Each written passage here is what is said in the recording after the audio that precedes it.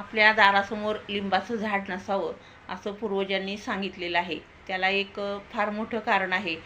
लिंबोणीला काटे असतात, त्यामुळं काटेरी झाड घरासमोर नसावं. दुसरी गोष्ट, त्या लिंबोणीला एकधारी, पाचधारी, तीनधारी अशी वेगवेगळी लिंबं येतात. आता एकधारी लिंबू हे अर्धनारी नटेश्वर आहे, त्यामुळे ते लक्ष्मीसाठी चालतं, पैसा पाणी येण्यासाठी चालतं, ते शुभ आहे. पण बाकी ते जरा थोडंसं वेगळं शास्त्र आहे, त्यामुळं त्याची वाईट शक्ती तिथं राहू शकते. आणि दुसरी गोष्ट, उंदीर मामांना लिंबोणीचा आंबटपाला खूप आवडतो आणि ते तिथं सारखे असतात आणि त्याच्या पाठीमागं साप पण येऊन तिथं राहू शकतात किंवा त्यांचा राहावा तिथं सापांचा असतो. याचा अर्थ शास्त्र आणि विज्ञान हे एकमेकाशी निगडीत आहे, हे मात्र आपल्याला कबूल करावंच लागेल. कारण जिथं शास्त्र आहे तिथं विज्ञान आहे आणि जिथं विज्ञान आहे